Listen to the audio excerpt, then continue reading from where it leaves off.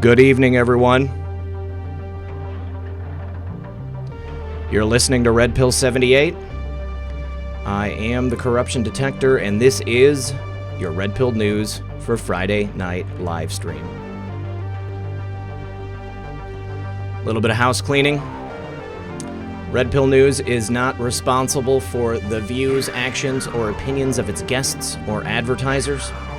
An appearance on this program is not to be considered an endorsement, and information contained herein is not to be construed as medical or legal advice. The viewers of this program are encouraged to do their own research.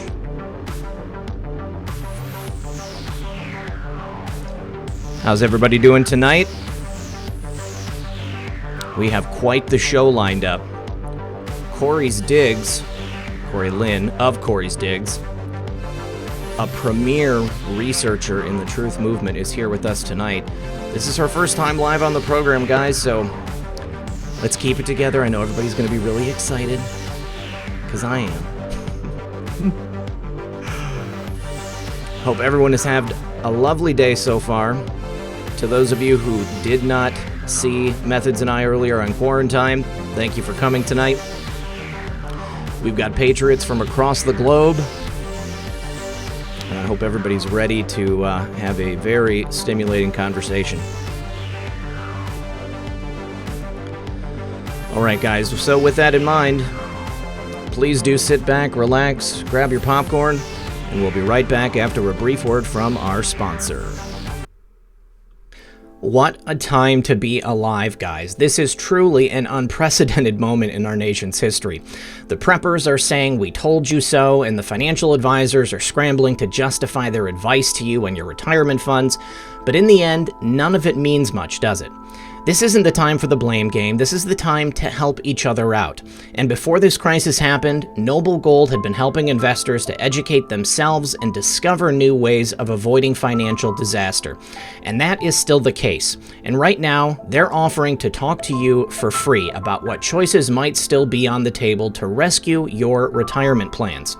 They have helped hundreds of people secure their stock-backed IRAs with gold and silver to stop them from falling so hard. It's time to get your hands into the physical world of precious metals before it's too late. You can have a chat with our team at Noble Gold, and you can call them at 877-646-5347. Once again, that's 877-646-5347, or you can hit the link below and get the free Investor's Guide. Tell them Red Pill 78 sent you, and remember, when you support my sponsors, you support this channel. All right, guys, without further ado, please join me in welcoming to the show my good friend Corey Lynn of Corey's Digs. Corey, how are you? Doing good. How about you? I am excellent. Thanks for asking. Please, everyone, if I could ask if you wouldn't mind liking and sharing this broadcast, help us get the word out. Do appreciate it. I don't know if Thomas and Linda went late, but whatever you could do to help out, I do appreciate it. I need to say thank you to C. Lee and Pat Mongold and Sean Schwab, all for joining as members of the channel. Thanks, guys. And is it Ryman? Ryman, I love your super fan, Maggie Pooh. Maggie Pooh, are you in the audience, or is that an inside joke I don't know about? Donna says, please give me your thoughts on anonymous vids. And Richard James Pike says, God wins. Well, anonymous vids can literally be put up by anyone who wants to title their channel anonymous and present the information. A lot of times the information's really good, but, you know, that's really all you can say. I mean, it's usually put together well. It's good research. Corey Lynn herself is anonymous for the better part of, everything that she does. But we do have a name, and we have this voice, and we have an excellent body of research. Corey, we've got a link to your website there in the description below. Tell us how long you have been doing this work. Well, I've been researching and resourceful my whole life, but I started getting involved with wanting to expose the agendas, the hoaxes, and corruption going on about 4 years ago. And I want to say I created my website about 2 years ago, maybe a little longer. I'm not really sure. So I could start uploading everything so, people could get the materials online. So All right, beautiful.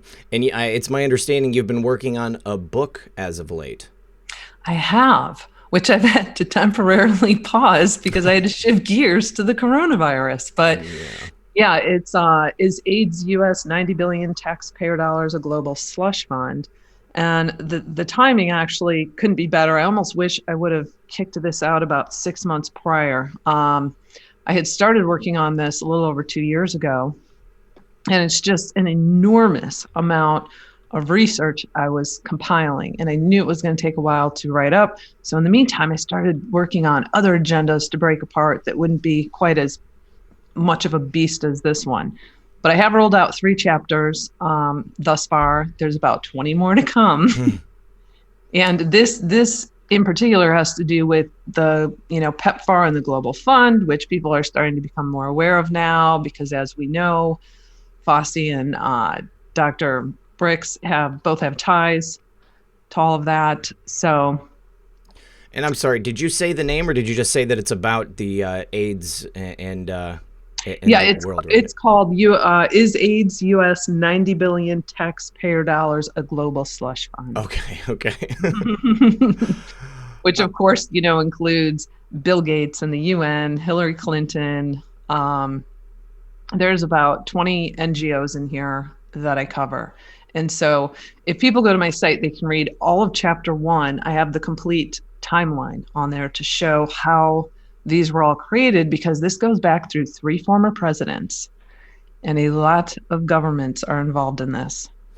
Well, AIDS seems like one of those things that we don't hear about all that much anymore. They basically seems like they have it under control with antivirals, and I know that many people, if they are successfully taking their medication, they get tested and they don't even actually show as if they have the disease anymore. Well, AIDS comes after HIV, but what is the situation with this on a global scale? So they're still shelling out billions for developing countries such as Africa. That's the big one.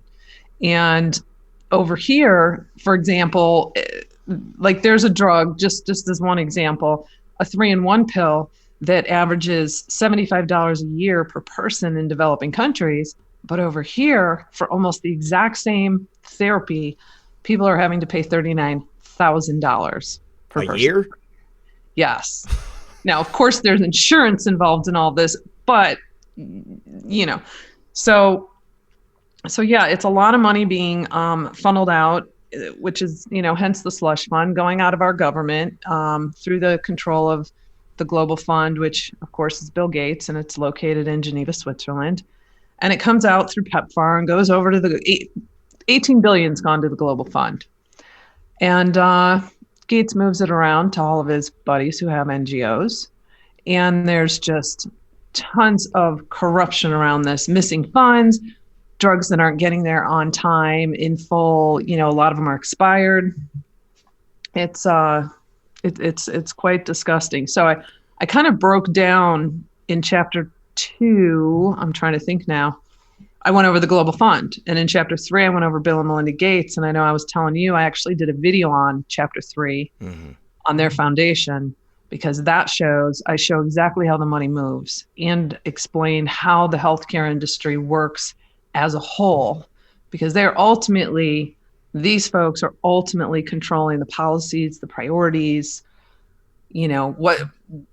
what's being treated and funded in the healthcare industry. And they're setting the narrative because they're funding the universities. Gates funds the WHO $3.5 billion. So they have full control over this. Now, you said $18 billion. Is that just from the United States? And is that per year? No, so that's total thus far. But yes, just from the United States. We're the biggest donor to the Global Fund. But there are over 35 governments involved in this.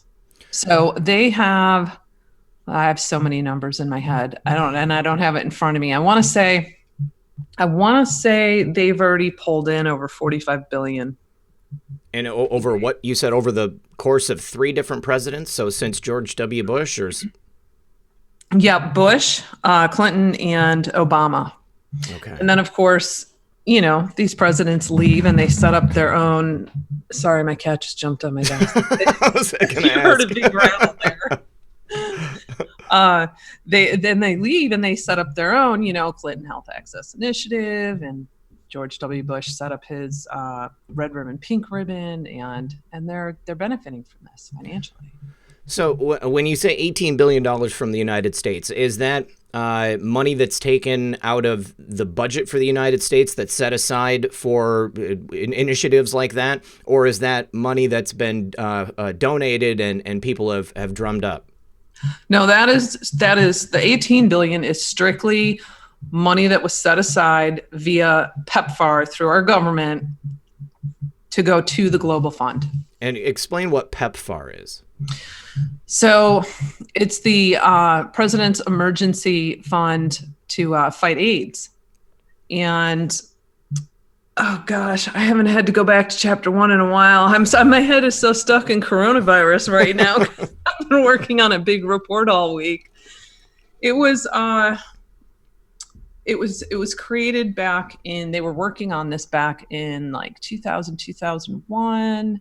I want to say they kicked off in 2003.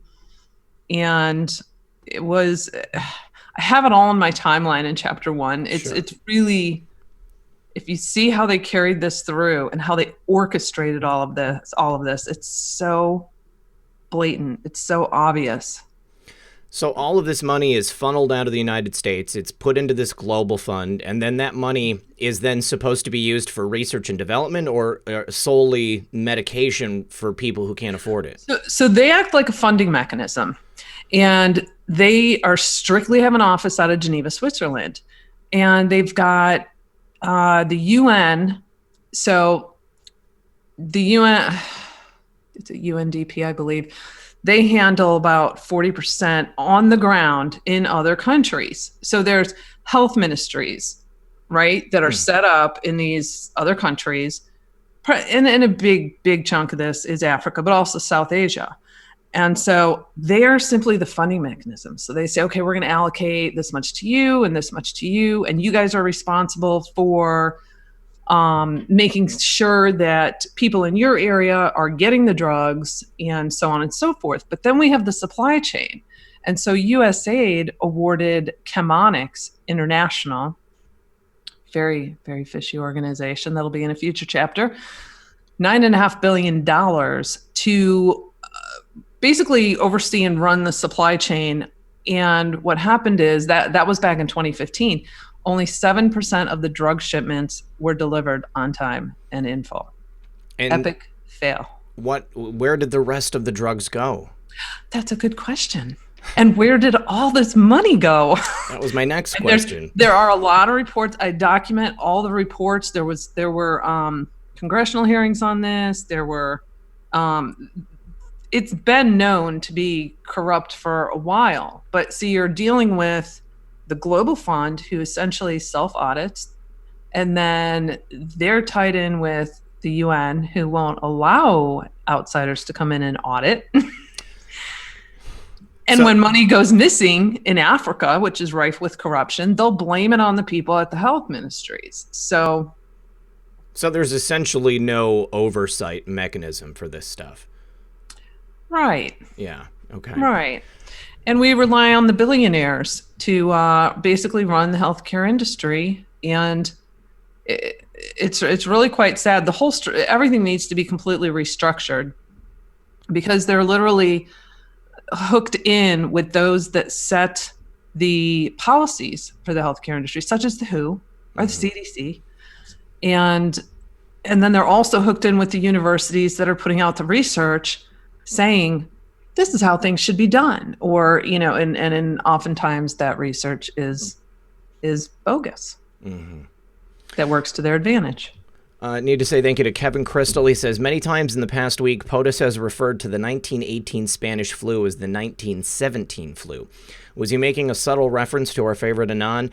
Do you know this, Corey? Did the 1918 flu begin in 1917 and it peaked in 1918? Or do you think that POTUS... Oh, gosh, I've not looked that one up. I don't remember. I think that might be it. But I think that POTUS never hesitates when he has an option to throw in a 17 into some facts and figures. Mavis Spillman says Robert Kennedy's granddaughter and great-grandson are missing in the Chesapeake Bay after their canoe capsized. Did you hear about that, Corey? I did not. It happened only a few hours ago, and I thought it was pretty strange after JFK's grandchildren just released that video of them singing that song that went viral. Cindy Casto says, love your show, RP. You always give me hope. Should our president trust Fauci? I don't think the president should trust Fauci, and I want to be honest with you. I don't think that he does. I don't think he trusts him at all. President Trump, Corey, and you can tell me if you agree with this. President Trump has a habit of taking useful idiots, people within the deep state, people that he can place around him that make those who are most corrupt in our government and in the system believe that President Trump is being controlled. And then he will use that person for whatever purpose he has before discarding them and then moving on. Think people like Russ Tillerson. What's your opinion on that? Do you think that that Fauci is in a position to take advantage of President Trump and thereby America, or do you think that President Trump is smart enough to control him? I think Trump is smart enough, and I think what you just said is exactly right. In addition to that, we're talking about a pandemic, and let's face it, everyone in the top tiers of the healthcare industry they're bought off. Yes. So who are you going to call when you have a pandemic? Yes. They are technically, no matter how corrupt they are technically the experts. They've worked with this for years. They've got all the connections. They know how to pull things together and pull people together very quickly. Mm-hmm. And by having them right there, he has complete oversight because they're talking every single day. Exactly. Yeah. And also I've said this many times before. When President Trump came in, he had to create his cabinet. He had to create his government. And what else did he have to choose from but the people of the swamp? If it had not been for the people that President Trump used to put together that first portion of his administration, I don't think a government could have ever been created. It was necessary for him to choose people who were by their nature corrupt, which he could then go through and discard as their time came to an end. And as you said, there's only so many people among the top tier of the healthcare industry here in America, or virologists and biologists and people who know about this stuff. So unfortunately, he's got a very limited pool to choose from. Need to say thank you to D's Not Speed Dragon, America. Thank you very much. Matthew McCannally says a little something for when you finally get to take RP girlfriend out again. MAGA, where we go one, we go all. It's happening. Thank you so much, Matthew. Chris Hawkins says thank you for spending time with us, Miss Corey Lynn. Keep digging, dig. I mean, we all dig. She does a lot of work there. Mark 222714 FTW 222 hashtag in it together. Thank you for that. And then Mike Q says, Our Father who art in heaven, hallowed be thy name. Thy kingdom come, thy will be done on earth as it is in heaven. Give us this day our daily bread, and forgive us our sins as we forgive those who sin against us. Lead us not into temptation, but free us from evil. Something tells me that prayer is going to be a big part, or rather it should be a larger part of people's lives, especially with what we have coming up. There have been some big facts and figures thrown around, Corey. Hundreds of thousands of people they're predicting are going to pass away as a result of this pandemic that we find ourselves in. And I think that the very nature of it is it's in dispute right now. I think that we've had so much disinformation thrown our way for so many years. People have a really hard time determining, what even is objectively true. We've been lied to over and over again. We have many layers to this situation itself. What do you think is happening right now in this country, and what do you foresee for the future?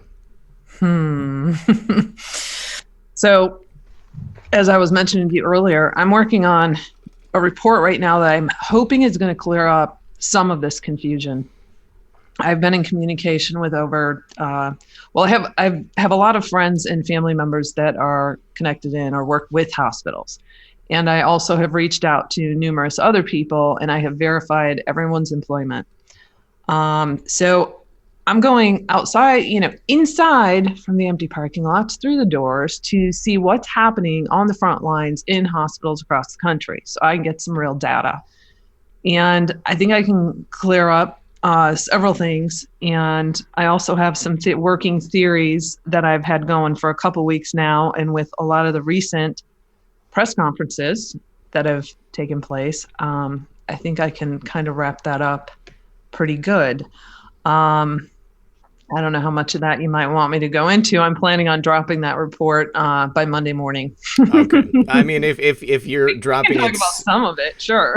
as much as you can talk about, obviously, I want people to go to your website. Think of this as an opportunity to whet the audience's appetite, so that if you have not been to corysdigs.com yet, make sure you guys go there on Monday and you can get the full scope of what's going on.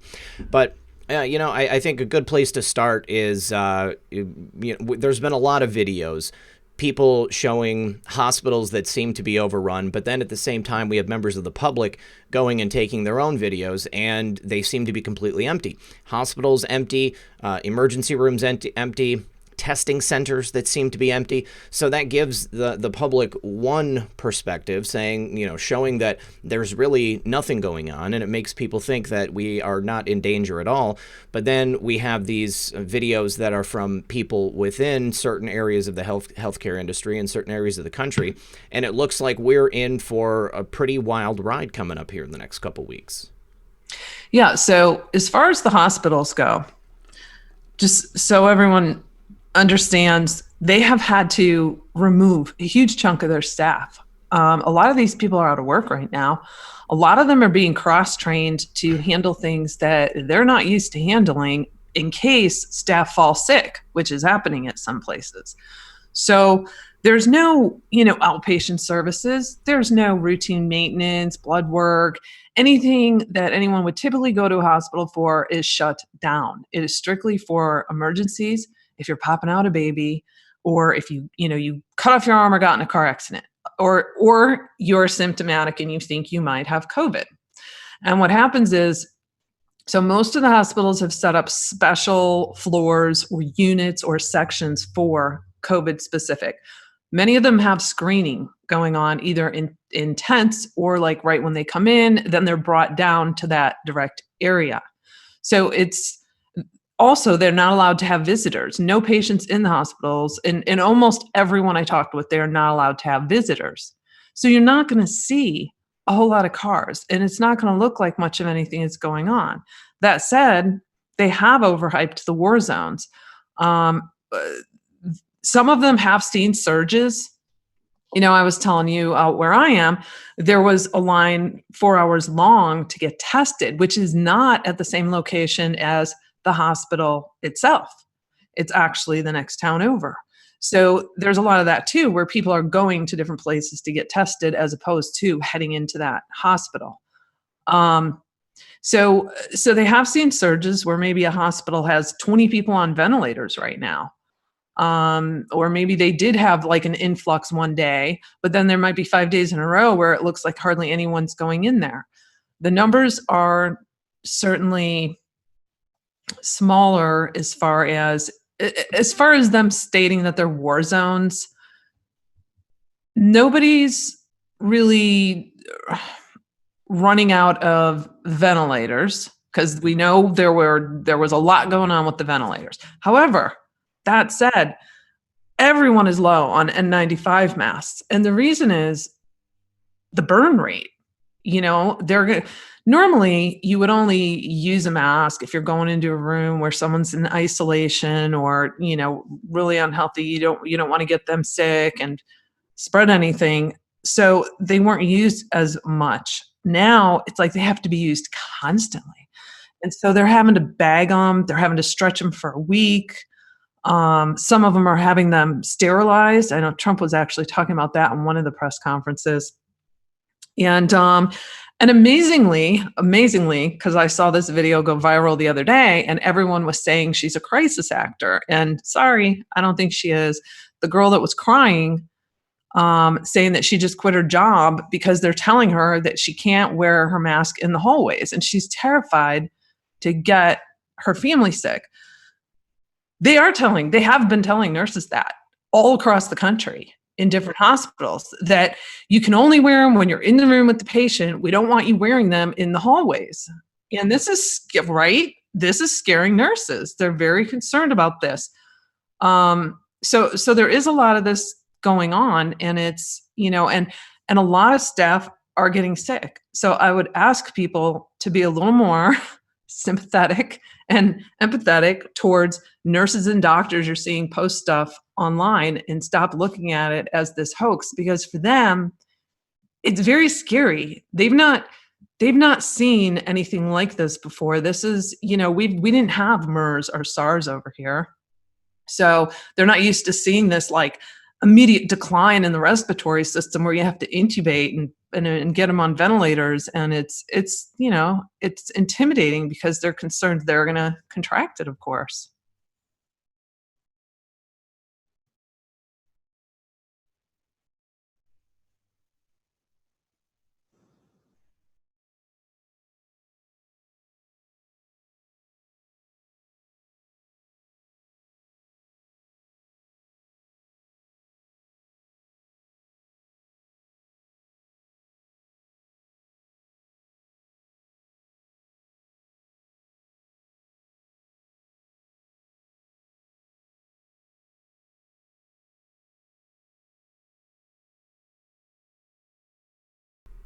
My microphone was muted. Sorry, guys. Thank you.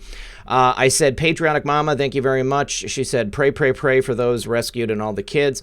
And then Faith and Freedom. I'm sorry. We just got kicked up. Back to last week. I think SGT has gone the same way as AJ in Feeling the Heat. What I was saying about Sean and the episode from last week, I don't fault Sean for getting into the research and picking out that one thing. That's his feeling and his interpretation of the situation. It is his right to believe that. But I wouldn't say that. Hi, I love you, honey. I love you too. Oh, I miss my girlfriend. I wouldn't necessarily say that Sean has gone the way of AJ. But, and I guess I would ask that everybody be kind to Sean. I certainly don't want anybody out there attacking Sean. I love Sean. Sean's fantastic. He does great work. Yeah, Sean's been around for years, and I've been following him for years, well before I started making my own videos. This is a very scary time, you guys. I think that a lot of people are acting very strange right now. I've certainly been more emotional lately, being unable to leave the house, being unable to do the things that I might want to do, even though I don't necessarily leave all that much because I work a lot. If I'm not, in front of the computer and recording, then I'm doing research. And then if I'm not doing that, I'm usually cleaning the house, or I'm driving back and forth a couple of states so that I can see my girlfriend. But I think that this situation that we find ourselves in has caused people to, maybe, have a couple of pinch points that they wouldn't have had previously, because they would have had freedom to do and do other things and get out and about. And now we are in this unprecedented time. And some people are thinking that it's going to go one way, and other people are thinking it's going to go another way. I won't attack Sean for his faith or anything like that. I do believe that in the end, whatever happens and whatever the truth is, that'll come out. And at that point, everybody is going to be okay. Need to say thank you to Dirk McMahon. He says, synchronicity, check what killed Trump's grandfather. Would that have been the Spanish flu? I'll go ahead and check into it. Patriotic Mama, thank you again. Faith and Freedom, hey RP, hope all is well with that cabin fever theater as we watch the greatest movie of all time. LOL. Thomas said sorry he ran over, but here comes all his followers. God bless. Okay, hey, there everybody is. Thank you very much, and thank you, Thomas. Patriot, thank you for joining as a member. BHEC1216, Corey, are you going to do a video on the newest dig on the Kung Flu or just an article on your website? Crypto Beatles says, do you believe that we'll be released from quarantine shelter in place by Easter? Where we go one, we go all. God bless all. Navy Dad says, my friend is a respiratory therapist in New York City offering $7,000 per week for 21 days. 12-hour days with no days off, hotel and flight paid. Also, several of my son's shipmates have CV-19. My son is in quarantine. Please keep the military in your prayers. Georgia Patriot says, thank you, Miss Coriolan, for all you do. We are the news now. I'm offering up red pills to my Q unaware friends openly now based on the community's research. Patriotic Mama 10, God wins, God's will be done. Pray without ceasing. Pray for the kids. Pray for anyone rescued. Pray for anyone still out there. Amen. I love you, honey. She says, love you and miss you, and you're muted. Chris Hawkins, I love Sean. He just got heated. It's hot times. That's my point, yeah. Patriot says, hi, all. I have not heard or seen anything from D'Souza for a long while. It would be great to check in again soon. I'll probably have John here on in another month. And then 103-24800. Thank you for the super chat. What about hydroxychloroquine? If it's every story that I've read, all of the research that I've seen on it, it appears to be extremely successful in treating this and getting people back on their feet in a quick time span. You know, and it's not something that was an unknown. A nurse had sent me a white paper from 2005 talking about how effective it was, specifically with the SARS and MERS type upper respiratory infections and illnesses. If it's so effective, then why don't they have it on hand in these places to treat these people? Why would they allow them to die? And why would the hospital staff not be aware of it? So I'm finding with most of the ones I have spoken with, they are using the cocktail. Of course, we know what happened in Michigan. And now she's reversed course. The governor there, her name's escaping me now. But Gretchen Half-Whitmer. Yeah, so she's now reversed course, I believe. She was begging for it too. So yeah, so they are, and I know Ellie B, the wonderful friend of mine out in Washington, she's at ground zero there at the nursing home where this all started, and not the nursing home, but one right down the road from it where it ended up, all kind of congregating in that area. And I know they've been having some success from it without side effects. So that is a really good sign. What happens is the lungs develop like fibrosis. They get really inflamed, and then the person can't breathe. And so that helps, I believe, that with the cocktail. They're finding that the full cocktail works better than if you were just to do the I can never pronounce that. Chloroquine? Quinn. I say queen usually, but everybody always says Quinn when they comment on the videos. So I think the goal is the whole cocktail helps bring that inflammation down. Okay. All right. So Robert Beatles, he had asked, do you think we're going to be off quarantine by April 20th? I'm personally not feeling like we're going to be. What do you feel, Corey? No. Firm no. Firm no. No, because we still haven't determined whether or not a person who gets sick and recovers can get sick again, and how long they stay contagious. We're still waiting on those results. And I think until they have some concrete numbers and know just how contagious this is and continues, albeit only affecting a smaller level of the population, I don't see it. I think they're going to have to, they may even extend that deadline. I hate to say it. Well, there's a couple of states out. There's a couple of states that have now put lockdowns in effect until after the first week of June. I know that in Virginia, it ends the day after the Republican primary, which will probably mean the Republican primary won't happen on time, or if it does, then they'll force everybody to do it by mail, which will undoubtedly result in incorrect voting tallies. Right. But I guess this is one of those things that a lot of people want to know, and unfortunately, it's one of those unknowns. We're just going to have to see how it plays out. Now, you and I were talking earlier, and we had said that these next couple of weeks are going to be very key. This is what President Trump said. He said over the next 2 weeks, we're going to have to see how it all plays out. And he said, get ready. He's warning us that we are going to have significant deaths, and this could be very painful. I sure hope not. There's a part of me that suspects this might be a little more contagious than originally thought. Mm-hmm. And it could very well be airborne as opposed to just the droplets. I think that there's good. Look, do I think it's insane that they're crushing our economy and shutting us all down over this? Of course I do. But I also have researched a lot into the other side of this. And I feel like right now we're where we're supposed to be. Mm-hmm. And even though it may only, negatively impact a small percentage, when you start getting up there above the 80-year-olds, it's like 13.5%, I believe, with them. Right. And so you take that into account, that percentage kind of increases with age. You take that into account, and if it is airborne and it just keeps cycling and cycling and cycling, that would not be good. Right. I mean, I feel, and we've talked about it a number of times on the show, when you look at the numbers, overwhelmingly, it seems to be affecting people, of a certain age, people with comorbidity, things that they would otherwise perhaps succumb to, but the virus just makes it a lot worse and a lot quicker. And the numbers seem to be overall fairly small. But when you're talking, what do we have, 32 million people here in the United States? You have a couple of percentage points of those many people dying, and you're talking about a significant number of people.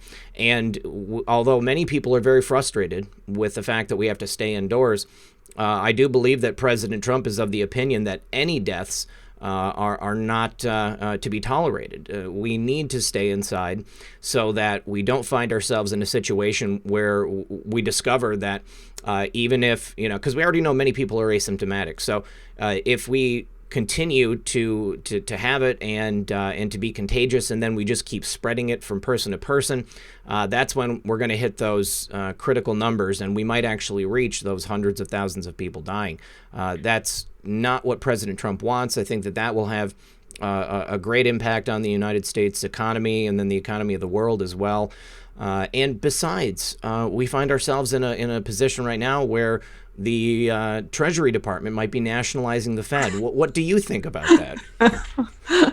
Well, wait, let me back up 1 second. I just want people to know that there are anomalies. Okay. Yeah. There are cases where there are people in their 20s, 30s, 40s, 50s that have no pre-existing non-smokers, and they have died from this. And I need to gather more data and work further on this down the road, because I can spot patterns, and I'm trying to make sense of this, trying to find that common thread. I will say, I do believe this is a bioweapon. That is my opinion. Okay. So I think a lot of people do. So back to your other question. Well, real quick, I'm wondering, when you're looking at those cases and trying to draw parallels, I think that it seems as if many people in today's world have a reduced function in their immune system. Even if they're not smoking, they're still eating horribly. They're eating genetically modified foods. We've got chemicals in everything. Right. So you're going to have a lot of variables you're going to have to sort Absolutely. Through. I need some blood work, people. Anyone listening, get me Corey some at Corey'sDigs.com. Get me some test results on that, will ya? No, but as far as the Federal Reserves and the Treasury, I'm going to be honest. I've never really dug deep into that. I can't speak intelligently on it. I was even asking you about it earlier, what your thoughts were on it. Well, I'll be happy to say, everyone, that, okay, so let's say you go to the bank and your regular bank is charging you 5% interest on any money you want to borrow. Mm-hmm. But then your brother who works at the U.S. Treasury has a printing press that he brings and he puts it in your backyard, and it's free to print as much money as you want. So you can print all that money and then spend it exactly the same way, except it's not costing you anything because you are the debtor to yourself because you're printing the money. So that's what's happening right now in the United States. The Treasury Department has nationalized the Fed and all of this debt. It's injected all this money into the U.S. economy, all that money that is printed essentially by the Treasury. So it's at no cost to the U.S. It is increasing the deficit, but it's money we owe ourselves, and we don't have to pay money back on it. So I think everything is going to be just fine with that in mind. And I think that, quite honestly, that's the only way that we can avoid just a horrific situation here in the United States. If everything just immediately stopped, if all the economy just, grinded to a halt, there was no money coming into people's homes, there was no way for people to pay their rent or to pay any of their bills, the entire economy would implode, and we would have a much, much worse situation than what we had in 2008. Already, it's approaching those levels. I mean, I think we've kind of surpassed it at this point. I mean, especially with the amount of money we've had to put into the economy. But if we can push out all those European bankers that had previously held us in bondage, I just can't see how it's a bad thing. I think that this is exactly the situation that we have been hoping would happen, but just in a different way than what we were expecting. I think that most people, we talk about ending the Fed, we talk about, getting away from that system, but if we don't end the Fed, but we take over the Fed, and the Fed is no longer in the hands of those people who had it previously, we've done minimal disruption to the U.S. economy and to the global economy. So this is another thing that President Trump is great for, giving us what we want, but not in the way that we think we're going to get it. Think about Obamacare. I mean, many people wanted him to come in and just immediately end Obamacare. Let's get rid of it. Just get rid of it. Why can't you just get rid of it? And now it is completely neutered. He didn't get rid of it, but he destroyed it. And so people don't have to worry about it. I think this is exactly what's happening with the Fed. Interesting. Yeah. So, maybe you'll do research on it someday, and then you can interview me. After I finish my book. Yeah, once you do that. Okay, so let's see. No, Navy Dad, thank you for that tip. Did you know that, Corey, that New York City is offering $7,000 a week for 21 days, 12-hour days with no days off? No, that's insane. That is insane. 12-hour days with no days off. Yeah, for 21 days straight. And did you say it was strictly for respiratory therapists? Yeah, well, my friend is a respiratory therapist. Well, that's what it says. Okay. Yeah, respiratory therapists. Okay. Hotels are paid. And, also, please, guys, pray for Navy Dad's son and everybody else in the military. Georgia Patriot says, we already read that one. Need to say thank you to Delta Ace 28. Recently been accused of being a bot. Some of us are in the position where all we can do is like, subscribe, share, and post memes because our career jobs are on the line. We are not willing to compromise. Where we go one, we go all. Data Ace, if people call you a bot, then don't worry about it, because the people who are calling you a bot are probably bots themselves when it comes down to it. 716 and on, thank you for that. Elizabeth Coles, God forgive me, forgiving Sean is easy. Love X22. There you go. Yeah, see, it's it was obviously a show that got people hot on both sides of the argument. But forgiving people is the best thing we can do, and then just moving on, because we've got other things, bigger fish to fry in this war.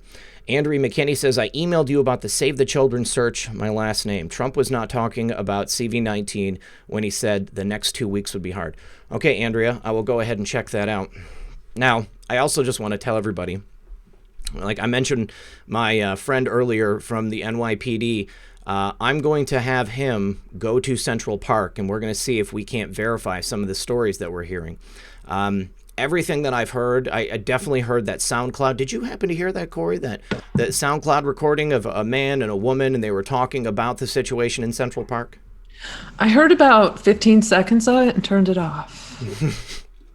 Yeah. Sorry, it's just I stick to evidence, and I'm not seeing a shred of this. And based on all of Trump's moves with military and everything that's been rolling out the past week and a half, I don't think there's a lot of time for that right now, personally. But so are you referring to the Army, or excuse me, the Navy being deployed both to the West and the East coasts down towards South America? Yeah, I think it's cover. I think we're protecting the country right now, making sure that, not to say that they're not going to take down any drug trafficking or drug cartels. I don't think that's the main focus. I think they're protecting the country right now. I think they're watching out to make sure no bioweapons come in. And, I think it was just this morning, was it the State Department travel? They issued, if you are out of the country, you need to get home now, because they're going to be shutting down international flights, is what it sounds like. So yeah, there's way too many strategical moves happening to indicate that. Sorry to say, but I do believe we are in biological warfare right now, and we're in defense mode. protecting the country, doing the smart moves.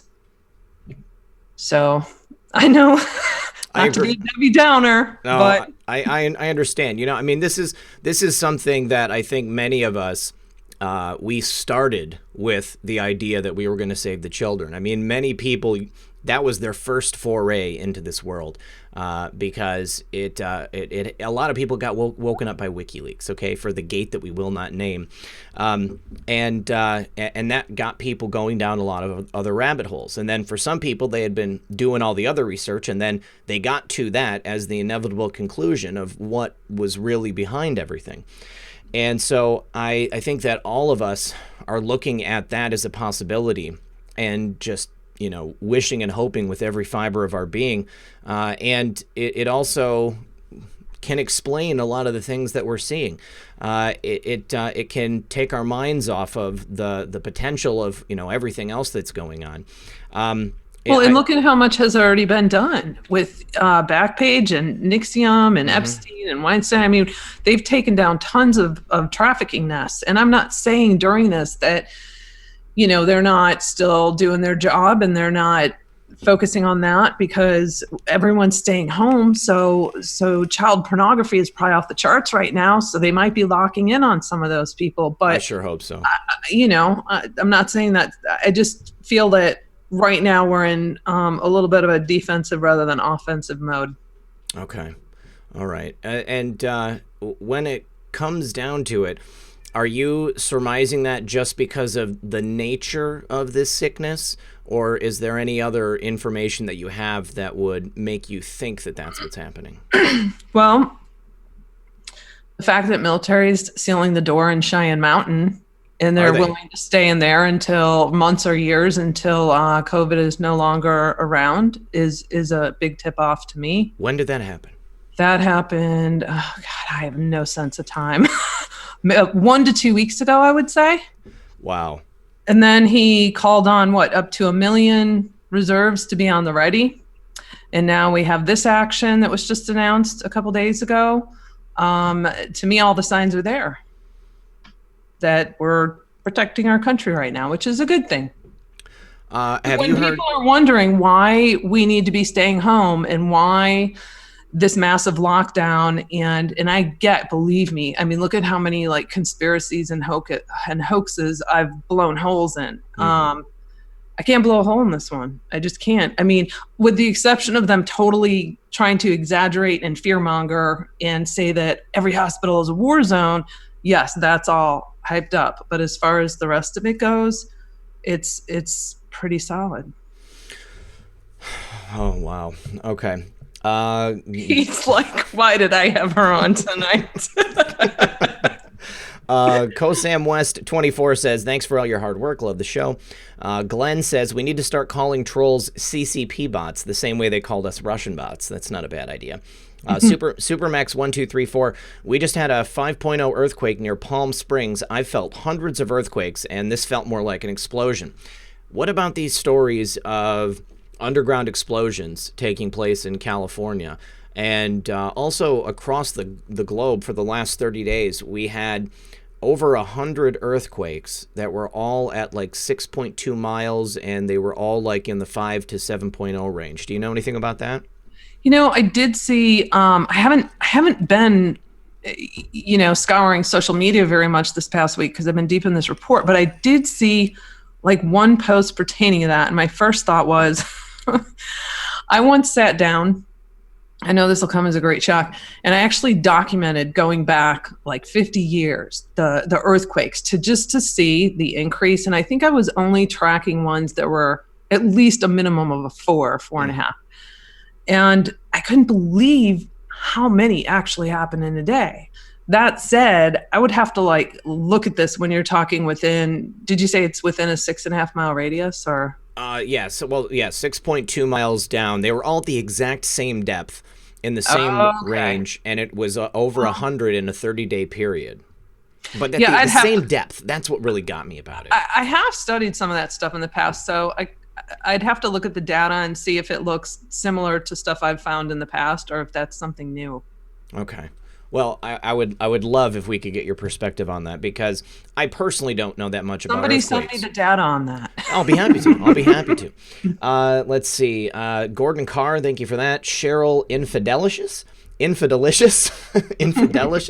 Yesterday, Burke said, we are flattening the curve significantly here in my state, Washington. And today an article said our death rate is at 16%. So much misinformation. The drug cocktail works. What about this, Corey? We have had numerous reports in a couple of different countries and some other states here in America showing that the people who are listed as cause of death CV-19 they're comorbid, so they've got other things that are actually killing them. They just might have it at the time of death. And I know from a contact at the CDC telling me that at least initially, none of those cases that were written as cause of death CV-19 were even actually being tested. They were just presenting symptoms, and whoever the coroner was putting them as CV-19. You're kidding me. Yes. 100%. Without testing? Without testing. Wow, that's crazy. So that's one of the things that makes me think that the numbers are far overblown. Well, here's what I can tell you. Okay. So yes, the majority do have comorbidities. As far as how they're documenting it, in most cases they're listing, like the cause and in addition to, and they'll list the other things. Mm-hmm. Now, in some places they are listing it as this was the CV-19 was the cause. In other places, they're not indicating it at all. Or, they're indicating it as kind of like a sub to it, but they're not documenting it in the main database. Mm-hmm. So we have a mixture going on. That said, I personally think there should almost be like a separate, because I like organizing data. So I feel like there should be like a separate database for, the ones that have no comorbidities versus the ones that do. So we can at least see those numbers. Either way, there's no denying the respiratory failure that they are going through.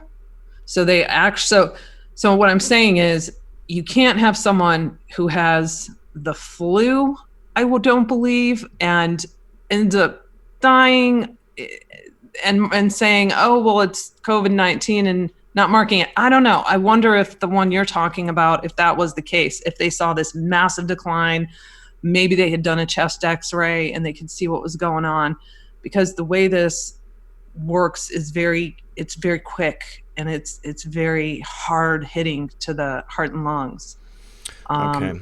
Yeah. I can tell you specifically with regard to Italy, they determined that only 12% of the people who had passed and were listed as expiring from CV-19 were actually dying as a result of CV-19. All the rest of them, it was really another diagnosis.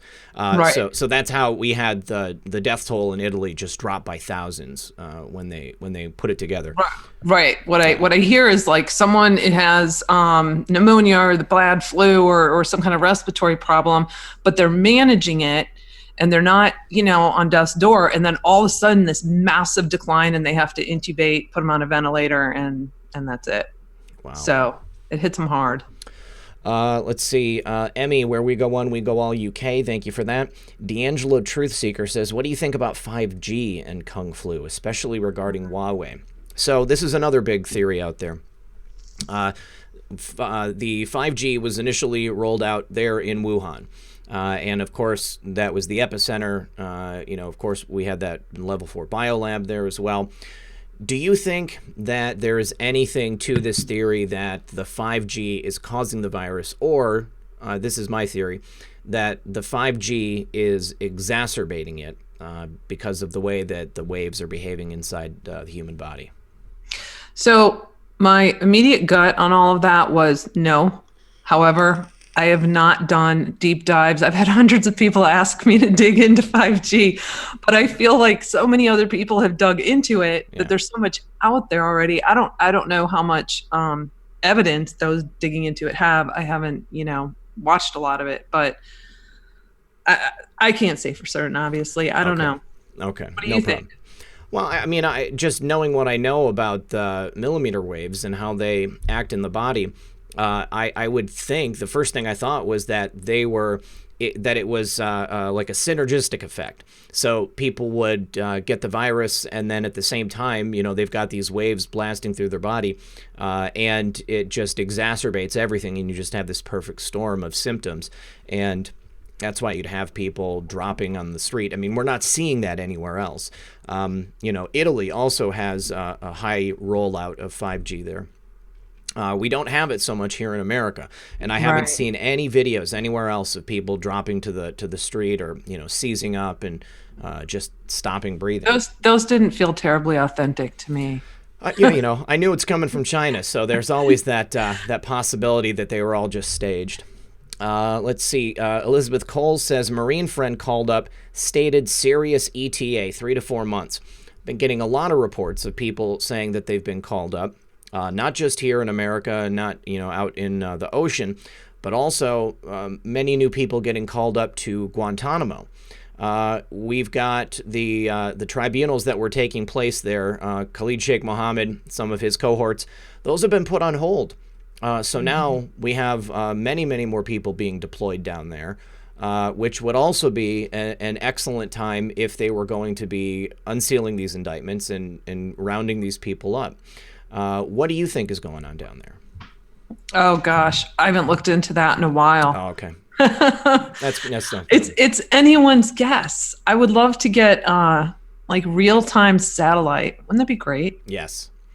We've got people who watch the ships and the planes. Anybody who can get real-time satellite, email me, please. All right. Jaylena Anand says, any info on WMDs in Cape Canaveral, Florida, disguised as shipping containers? Obama allowed the Russians to use the ports in 2015. I know exactly what you're talking about. You're talking about the K-Club missile system, which is built inside of those shipping containers. Are you familiar with those at all, Corey? I am not. Okay. So it's a particular type of missile system, and I believe it's designed by the Russians. And I've seen a couple of different videos. One specifically was from Bards of War and Mil-Spec Ops Monkey. That was a couple of months back. And then just recently, I've seen some other people covering it. Now that it's been a while since their video came out, I'll go ahead and do some digging on it for you guys, too. I didn't want to hit it too quickly after they did. Zoso Dude 77 says, A, can't believe you got Corey. Love this woman. B, JoJo and Wheezy are the two foxiest mods out there. Yes, you are, ladies. Thank you. I gotta say though, real Red Pill Girlfriend is the foxiest of the bunch, though. And then C, thanks for all the pre-show B-Day wishes, gang. Oh, happy birthday, Zoso Dude. And RP, you got the best show happening, bro. E, God bless the RP chat family. Thank you so much for that. I appreciate it. I couldn't do it without this incredible audience, you guys, and obviously without stunning and informative guests such as Corey Lynn here.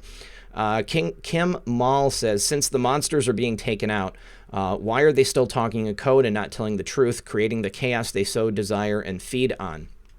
So this is another big thing. President Trump couldn't just come into office and immediately scoop up a couple 100,000 of the world's most evil and malicious criminals, because again, it would leave a power vacuum and it would leave the United States essentially ungovernable. We would have all of these empty positions with no one to immediately fill them, and I would imagine that if they did something swift and quick like that, we would probably have a lot of awful things taking place because these people are not going to want to go quietly. However, if they can do it slowly and carefully and in a methodical manner, then it's possible to take people and have them taken care of. This is one of the biggest arguments against what we believe is happening, Corey, is that these indictments are not going to lead anywhere. I can tell you myself from people that I know who know, this is people with the knowledge, people within the United States government. These indictments are real. These indictments will lead somewhere. Who exactly is in it? I've certainly got a wish list, but I can't tell you for certain. I bet it's not as long as mine. Well, I've got quite a few people on there, but you've probably got a lot more that I don't even know about. But what about the idea that this there's a part of this, because I believe there's a lot of layers going on right here. Oh, yeah. And I don't think there's any one answer that's correct. If I can be honest, I think it's probably a combination of many of these theories, if not all of them, but they're all at play. And so that there is a portion of what's happening here which is going to be used for the unsealing of these indictments and for bringing many people to justice. What do you think? I certainly hope so. I feel like if some of that does not happen prior to the election, that's not gonna bode well. So I hope so. I just, I'm a fact person. I look at the evidence and I can only speak to the evidence I'm seeing. If any of that is happening behind the scenes, fantastic. It needs to be done. I'm praying for it. I had a good friend of mine. We were texting earlier, and he said, "Do you remember the El Chapo trial?" Corey, were you watching the El Chapo trial? I was not. I was probably researching. I was hoping that you were going to have something on this, but at the very end, at the day of his sentencing, he was speaking in front of the court, and he said, "I'm ready to name names," and he was going to name the names of the people that he had been working with within not only the Mexican government, but the United States government, people in real positions of power. And he mentioned specifically some U.S. senators and congressmen. And as soon as he said that, they closed the doors, and this previously open hearing was closed to the public. And there has been nothing public that has happened since then. However, when did this happen? When was this? This was in 2018, if I'm not mistaken, guys. They sent Joe said they sent everyone out of the court. They sent everybody out. They didn't let anybody stay in there. Now there have been quite a few additional indictments that have been sealed up and created since then. But obviously he's only going to represent a certain portion of it. Right. But I tend to agree with you. If President Trump and the Patriots are unable to use something like this as an opportunity to start wrapping this up, there's going to be a lot of people who are pretty angry. And, I alluded earlier to the strange atmosphere, people afraid, people having, even less certainty than they normally would, being forced into their homes. Many people are on the edge of their seat. They need something like this to happen. And between, that taking place or not taking place and the Democrats taking advantage of the situation in their own right, there's only a couple of different ways this can go. Do you think the president and his team are prepared to take care of this before the 2020 election? Or do you think that President Trump would be silly enough to waste an opportunity? I think he has to. I think he has to take care of a portion of it. We need something. We need to know. We need accountability. Despite what's this war that's going on right now. And, it's worth mentioning for those who watched the press conference, they'll probably remember, but when he talked about sending these ships out, and I believe airplanes too, wasn't it? Wasn't it like Air Force, Army, all of them? He mentioned that we were partnering with 22 nations on this alleged cartel takedown. So I would, I'd like to know who the 22 nations are. I would too. Let's see. Cheryl Infidelicious. I'm a surgical scrub nurse. The story about masks and gowns doesn't add up. I ran an autoclave nightly. You absolutely can re-sterilize them, even paper. I'm most concerned about the strand of HIV added to COVID-19 genome. What can you tell us about that? I have asked around quite a bit actually on that. And I'm not getting solid enough answers to say. I don't think it's plausible, but I can't say for certain on that. Okay. Well, I mean, the only knowledge that I have is from that white paper that was released shortly after the outbreak in Wuhan started. And it was universally maligned by the global intelligentsia and the people in power.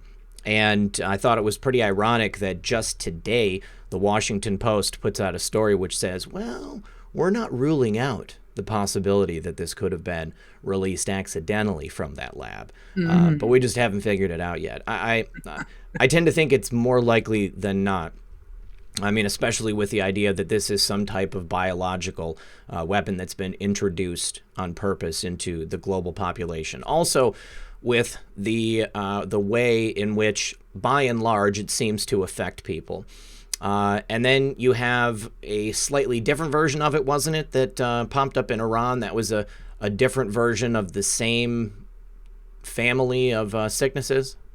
You know what? I haven't studied that yet, but I do now that you're mentioning that, because I was so focused, over here and finding out what's happening in the hospitals. But yeah, I'm going to look into that because I do vaguely remember hearing that. All right. And then Wow Woods Own World, thank you for joining as a member. And Jaylina Anand says, do you think the ships were sent to help human trafficking victims? So this is another thing that's interesting, Corey. President Trump stated that Comfort and Mercy were not going to be used for victims of CV-19, but for victims of other sicknesses. Are you aware of any of the people that are on these ships? I think I got some figures earlier today, and it was like a total of 18 people that are on these ships. And we were obviously talking about the danger of being in close quarters, so it makes sense that they wouldn't put the CV-19 victims on there. But what do you think? Wasn't it just, didn't I just read yesterday that the first patient went on to the Mercy? Yeah, I think it's like 15 on one and 3. 15 in New York, I think, and then 3 out in LA. It's crazy. I don't know. I don't see it, but it's plausible. Okay. And then let's see. Carol Callahan says Atkinson just fired by President Trump. Let me look that up real quick. Corey, how you feeling? Are you ready to take some calls, or are you comfy? Sure, we can take a few calls. Okay. I appreciate it. You guys, I want you to get your best questions ready for Corey, because she's only going to take a couple, and it would really help out if we could have some top quality questions for her. Let me just look this up real quick. By President Trump, the Inspector General who let him down, Michael Atkinson. This is good news. This is great news.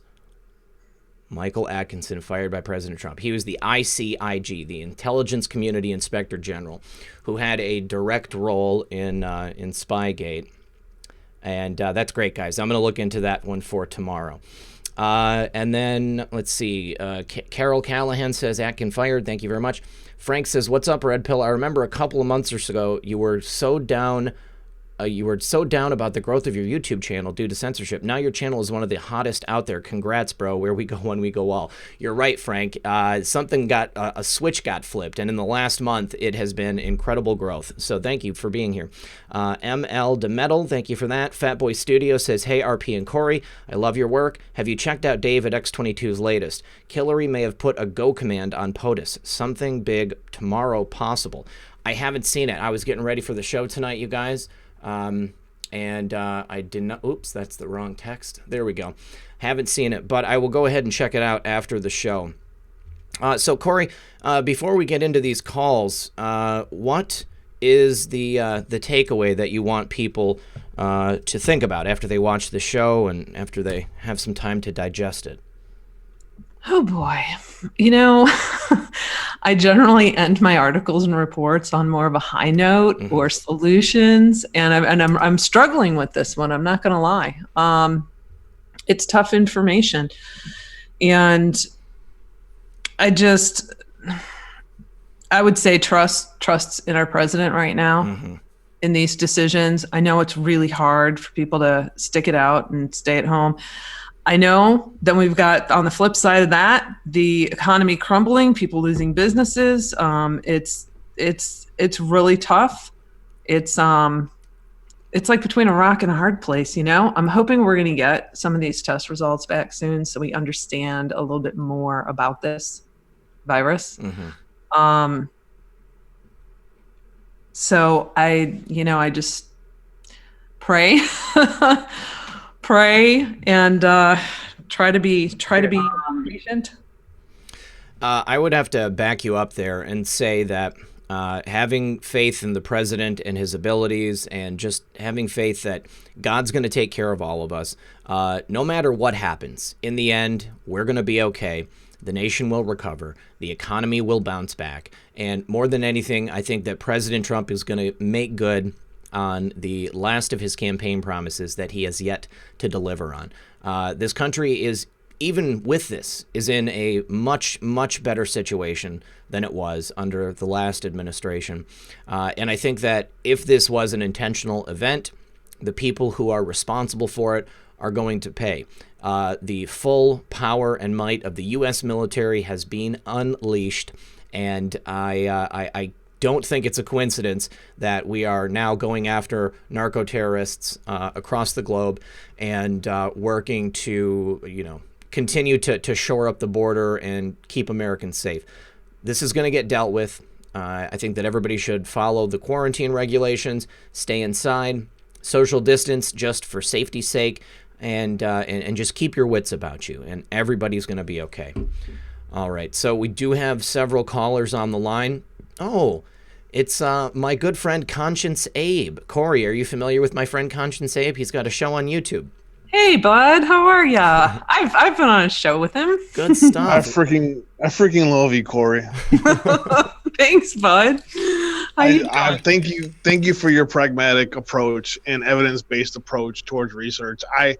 I want a lot of things to be true.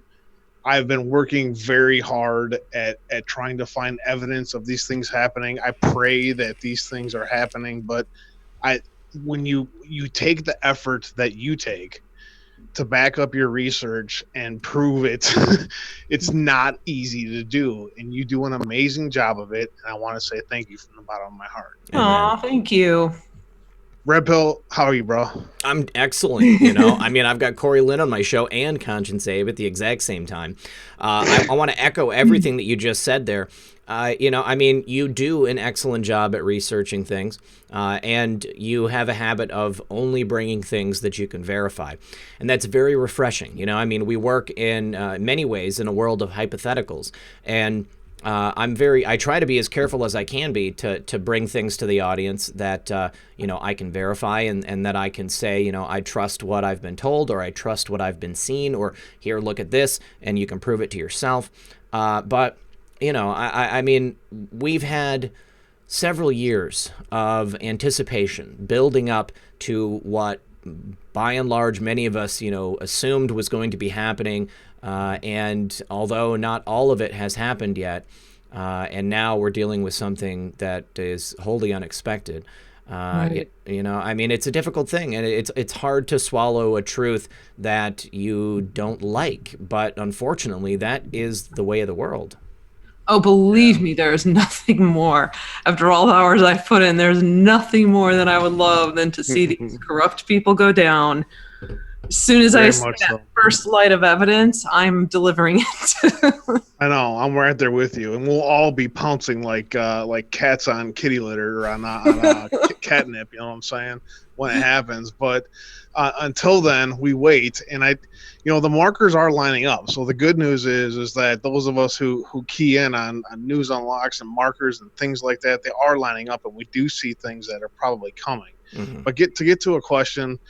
All right, so your research on AIDS is very impressive. I've read a lot of it. We talked about it before on my show, and first of all, I appreciate all the work that you've done in that. I can't wait to hear your book, or to read your book, and let me know when that comes out, or when you expect you might have it ready. But my question is now that AIDS kind of has a I don't want to say a cure, but there really is a cure inbound, and they don't have the same funding that they can use off of that. Is there a chance that we're going to see an attempt by these people who we know use these things specifically for funding their rat lines? Is there a chance that maybe coronavirus and others like this are going to be, the replacement for that? Good and I'll question. hang up, and I love you. Much love. Thank you, Abe. Thanks for calling, buddy. Is this going to be the new boogeyman? It's I can't say no to that. That too is plausible. It's Larry Doyle, whistleblower Larry Doyle. He's been talking a lot about the Clinton Foundation, the Global Fund, and he's saying, "Watch out, people! This could be the next Global Fund." So it is. That's how these people work. It's just sick. Well, I hope not. Let's pray not. Well, unfortunately, with the way that their business model works, they won't be able to continue using it unless there is some new, global lifetime pandemic that we're going to have to worry about. I mean, I grew up in the era where AIDS and HIV were just coming on the scene. And I remember how scary it was when I was a little kid because we didn't know. We didn't understand what it was we were dealing with.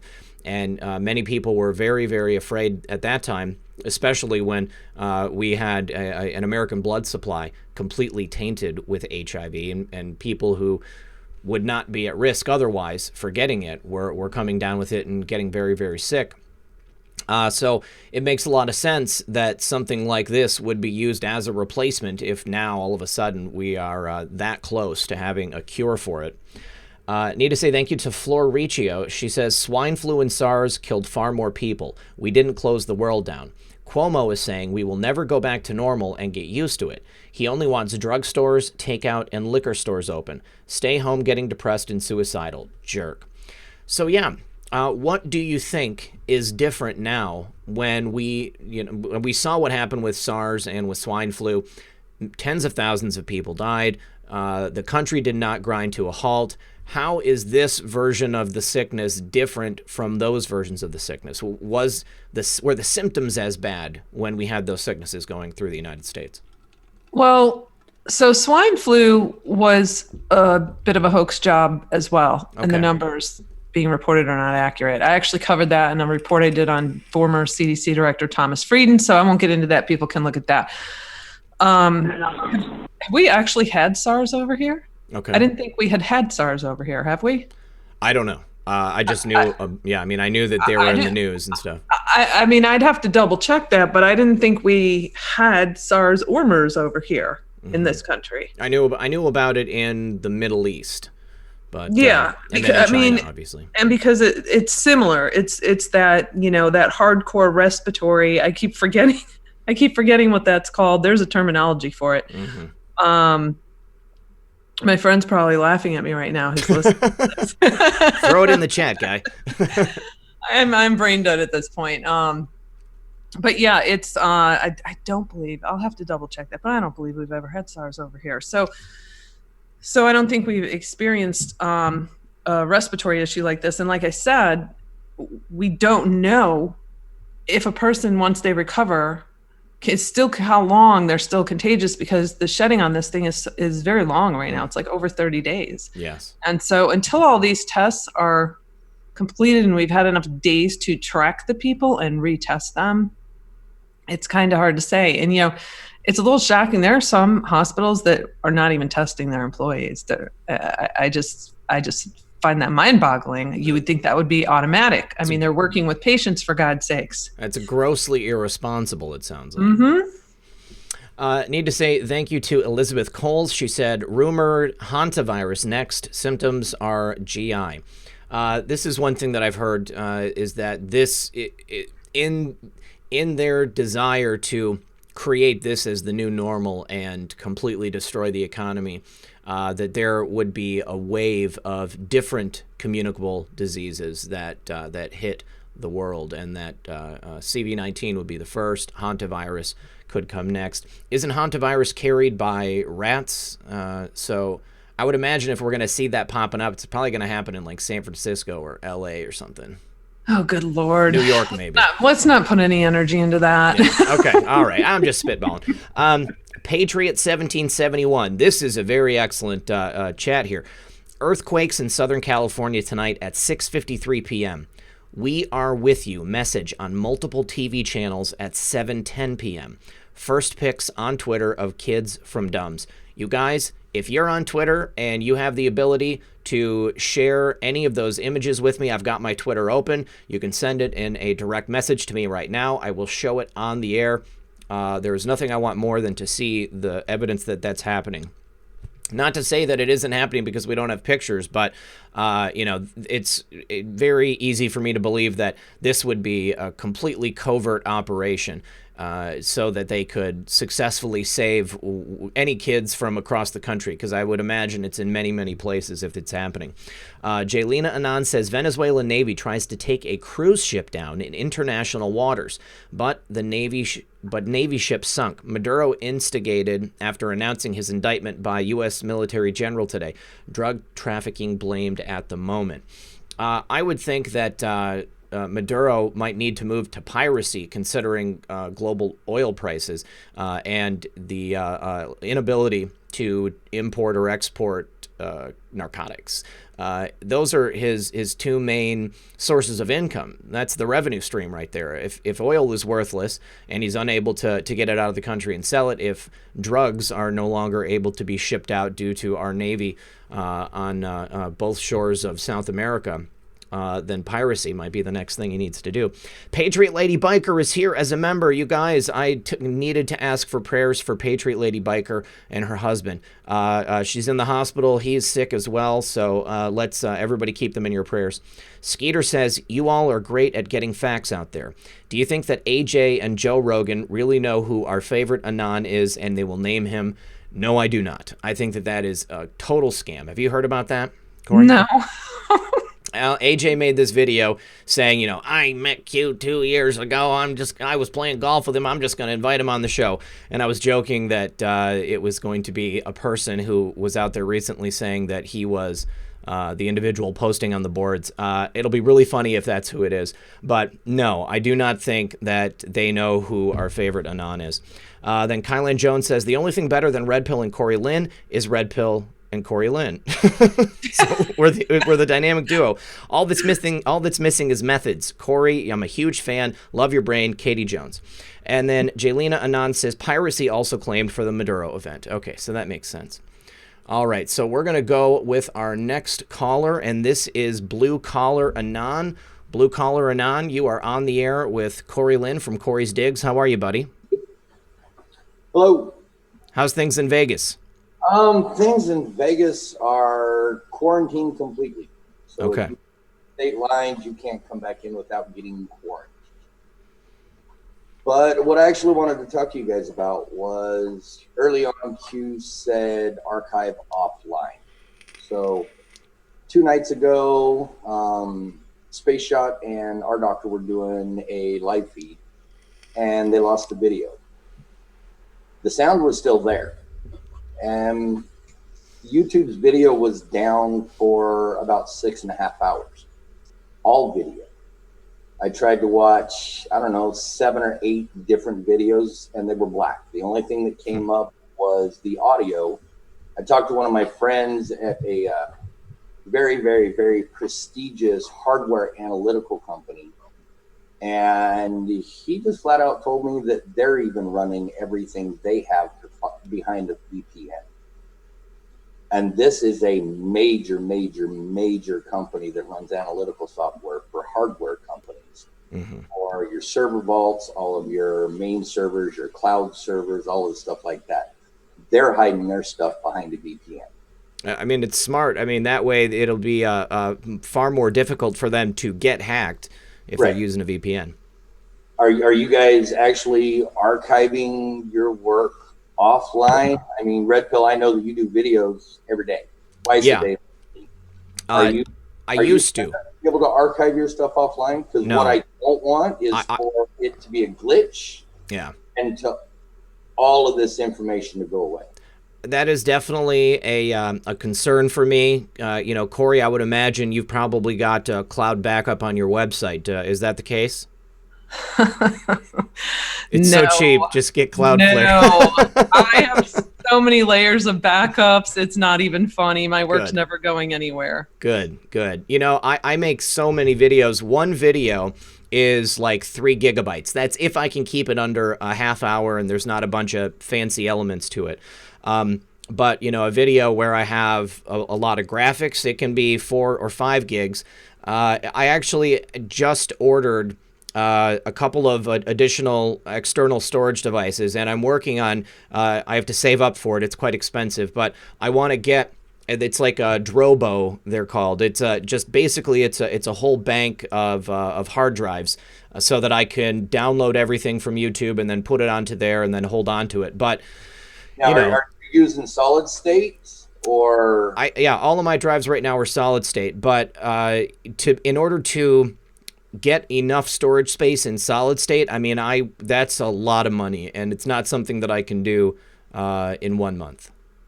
Well, yeah. I may have an in on that. So we just have to have a company that has a complete video processing servers. Okay. That we use for concerts. Okay. And there's always extra solid states floating around. So I would love them. My address is always in the description of the video. You've really done a lot of work, and you've really come a long ways. Thank you. And I don't want to see what you've done disappear. Yeah, that would be devastating to me. Yeah. There's several people out there that have kind of just lost everything that they had in the last week.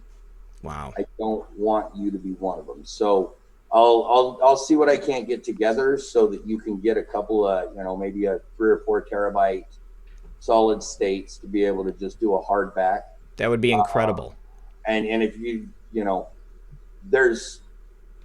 reach out to your community, because there is a lot of people that realize we can download your videos and we can actually archive them offline too. Mm-hmm. So, we're gonna have an internet glitch here. When we saw it 2 nights ago, that YouTube had no video at all for 6 hours. Every one of the videos that tried to play were blank. That's so crazy. They were losing servers.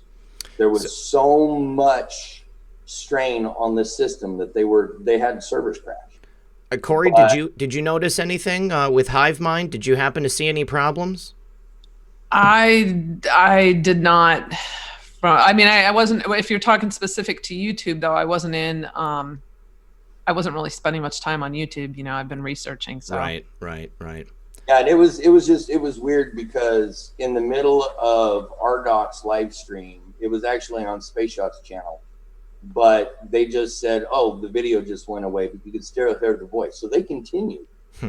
When it was uploaded the next day, I could actually watch the video, but you could actually hear them say, "Oh, we just lost video." Oh, wow. Okay. All right. Finished the live stream without video. They just kept the conversation back and forth because nobody's showing actual video. It was all just screenshot and share. Those guys are professionals. That's they just kept rolling. They're like, "Yep, let's just go." Awesome. Well, Blue Collar News, let me give you my email address, dude, and let's get in touch. Corey's only going to be taking a couple more calls, so... Hey, not a problem. I know she's busy. I just wanted to make sure you guys are truly archiving this because your heads have been in so deep. Yeah. Maybe not thinking about the backside of what happens if we lose the documentation that we have acquired. I sure appreciate it. Yeah. They just say, "Oh, it's an internet glitch," and poof, everything's gone. Yeah, that would be awful. Kind of hard to red pill people when you're starting over. You're right. All right, so it's. All right, I'll send you a message on Twitter. All right, sounds good, brother. I'll talk to you soon. Thanks, guys. Have a good night. Yep, you too. All right, excellent. Corey, you got time for one more or two more? I can do one more. I actually have a call in 5 minutes. Okay. So, Carl Sorrells, you are the next contestant on Red Pill News. She's got 5 minutes. Yeah, 5 minutes. So, Carl, what is your question for Corey? Well, hi, Corey. Love your research like always, and but you talk a lot of doom and gloom. This one thing this virus has shown us to this day is it's not that bad of a virus. I mean, compared to just about everything we've been exposed to in the past 60 years, it's still not on the top 5. So just saying your research is solid, but the fear part of it, it's there, it's, affecting everybody. Thing is we don't know how long it's been circulating in the US, how long it's been circulating in China. We know that you could go up to 30 days almost of having, an infection without showing any symptoms, or, if you're able to spread it within those 30 days as well. Corey, do you think that that your opinion of the virus is well-founded, or do you think that your fear is because of the unknowns that we have?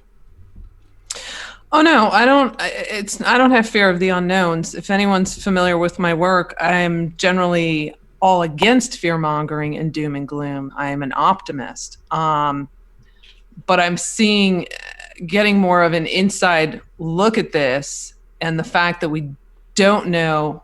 So, just as an example, if it's a virus that were to stay, let's say, contagious, like a cold sore or something, where it goes away, it comes back type of thing, and that keeps cycling around, well, yes, it's only affecting a small percentage of the population. I'm just saying, until we wait and we know those numbers, we know what that is. We don't know yet. Well, actually, we kind of do, because this is this is just another generation. It's kind of like 5G. This is the COVID-19 G. The coronavirus is, several different strands of it has been infecting the world for years. That's why it's labeled on, Lysol kills the coronavirus. It kills 3 different types of coronaviruses on the Lysol can. This adaptation of the coronavirus, we don't still have the specifics because they haven't released it, but it's still based off the same coronavirus that's been around for generations. But the sequence is different. There's something very odd about this one, and it's acting differently. So I'm not trying to fearmonger. I think most people who know me know. In fact, I've done videos on this trying to calm people, telling them, not to be stressed out, not to go out and hoard and, stuff like that. I'm just trying to give the facts on it so people have the facts, and they have, because there's a lot of confusion, and people want to know and understand why we're being locked down, and why Trump's going along with this, and why he's wanting to extend it another 30 days. And I'm showing, well, this is the situation with the virus from the inside, what they're looking at. So this could very well be why they're wanting to extend this until they have hard numbers. All right. Well, you got to understand that this is the coronavirus is one aspect of what's going on. Oh, I know. The reasons for the whole shutdown and everything, and all that fun stuff that's going on right now that we're all super excited about. The coronavirus is the baseline. That everything is, being portrayed. It's the coronavirus is the green screen behind me. Mm-hmm. Okay. So just one layer on the cake. It's just one layer. Yeah. All the stuff that's going on, what you guys can't see right now is 7 Dobermans jumping around having a great time. But that's what's going on. You got the, I was contemplating on the whole Q thing today. He keeps saying we've got more than we know. Well, God, I hate generic questions like that or statements like that, because he's put out so much information. And you look at all the key threads that it's been going down. You take this as a foundation to start everything, to start the implementations. But we're not going to see these massive indictments. The indictments are still piling up. They're not going to be released yet. The underground situation, that may be surfacing soon in these next 2 weeks. And I hope it does, because these people, they don't need another day of darkness. No. They don't. But that's still not, what's really going on. We still have more than we know. Well, Carl, I don't think Corey's saying that the virus is it. I mean, we were just talking about that as a piece of this. So yeah, this is a deep state hit job during an election year, trying to destroy our economy. Yeah, I can see the full game going on here. Yeah. I'm certainly not blind to that. I'm just trying to get out one little piece of the puzzle of all of this to try to alleviate a little bit of confusion. Yeah, and the research on the virus is great, and we all really appreciate it. Because there's a lot of diggers out there, and not a lot of answers, because the answers keep changing every time we've got something. All right, this is what we've got today. Tomorrow, it's sorry guys, that's not true. It's been updated. Yeah, and it turns it's an out evolving situation. Well, Carl, listen, I've already kept Corey longer than she agreed to, so Corey. Thanks, buddy. I appreciate you. All right. Thank you, Red Pill. Love you guys. Yep, see you. Love you, buddy. Take care. All right, so I just want to remind everyone, Corey's article on this very subject is going to be coming out Monday. Any time on Monday, Corey? Oh gosh, I don't know the exact time yet, but I mean, at some point I on Monday. I work on a schedule, so I mean, but I mean, as long as it's out on Monday, everybody go to Corey's Digs on Monday. Go ahead and take a look at the article. You can go to her website, purchase her books and articles. Well, her book, the chapters of the book, and then the other articles she's put together. It's in the description of the video. Her Twitter is also there. Corey, thank you so much for joining us tonight. I really appreciate you being here, and I appreciate you staying longer than you thought you would. Well, thanks so much for having me. It was great. Thank you. All right, we'll talk to you soon. Okay, take care. Yep, bye-bye. Bye. All right, awesome. So thank you, everyone, for being here for Corey. We're going to go through and take some calls from the audience. Muffin is at the door. Let me just see who's here. Aaron, my buddy Aaron is here. We're going to go through. Aaron, it's just us. Oh, okay. From the audience. Come on, Muffin. Come on. Come on. Let me just see who's here. Aaron, my buddy Aaron is here. Yes. Mute that stream. I'm sorry. You're good. You're good. Listen, while you're doing that, I got to go through these super chats. What do you got there? What do you got there? To Hey, join is that this me? interview. Yes, that's you. It's playing sports ball. That is so cool. I love it. I love it. Okay. I got to go through these super. Yeah. I'm going to mute you while you try to get that muted. I need to say thank you to Filled with Hope. Come here, Simone. Come on. God. It's just like a furball explosion. You guys, look at that awesome drawing he made. Oh, Filled with Hope says, love to hear both of your thoughts on the recent 9/11 conclusion that fire did not bring down World Trade Center 7. You DM me the tweet yesterday. I did not see that. That's something that I think a lot of us have known for a long time, and I thought that had already been concluded. Wasn't there recently like a study at a university? It was in the last 2 years because I did a video on it when an article came out before. Aaron, were you aware that there was some official finding that fires did not bring down WTC 7? Oh, yeah. Yeah, I mean, yeah. Just take it for granted, I guess. Need to say thank you to Elizabeth Coles. She says, I worked ICU, swine flu, 12-hour days, X2MO was serious. X2MO was your. I don't know what that means. X2MO. Elizabeth, though, that's a lot of hours and a lot of days. Floricio says, ankle monitors ordered for Louisville, Kentucky residents exposed to CV-19 who refused to stay home. I had heard about that. Aaron, were you aware that they were going to be taking drastic measures like that? I've heard some local areas were really going hard on people. Yeah, I hope they don't go to the point where they were in China, where they're forcing people into boxes in the back of trucks. Oh, yeah, or welding their doors shut. Floor, thank you for that. Stephen Guy says, RP78, you need to archive. Maybe even run a special live stream with all super chats dedicated to helping you buy more SSD capacity. Just a thought. It's obviously something I'm going to have to do, guys, you know. I've got a couple of single terabyte hard drives, but when you get into SSDs, you know, I mean, like, you know, a single terabyte hard drive is about $100, maybe $130. And I've just got a couple of singles. You know, I went to look at a 4 terabyte drive and it was darn near $400 or $500. It was extremely expensive. Chris Hawkins says, I was trying to call just to bless Corey. Bless you, Corey. We love you. We love you. We love you. I had Ephesians on my mind. 103-24800. Set up a cloud VPN with a couple of members, private servers, should be able to share as torrents. Yeah, in the event I go down, then we can go ahead and do that. Chris Hawkins says, we know you are all about love, Corey. We know your heart. Keep it flowing. Nick L. says, Corey is amazing. You read one of her articles and you're hooked. Where we go one, we go all. Jason Dunn says, here in Louisiana, John Bell Edwards is using GPS data from our cell phones to determine if we are complying with social distancing. I feel like this is an invasion of privacy. What's y'all's take on this? Yes, I think that obviously when it gets into certain things like that, that is an invasion of privacy. And that's, on the states and on the local government and the law enforcement there. And undoubtedly, some people in this position are going to reach out and grab as much power as they can. Not only out of lust for power, but out of fear itself. Chris Hawkins says, Corey is not doom and gloom. She's wonderful. And Singin' Pretty says, love you, RP. Thank you to everyone for those chats right there. So, Aaron, what was the question that you were going to ask? Well, I was something she said earlier about if we could have a real-time satellite imaging. I think I figured out a way how to do it. Oh, do tell.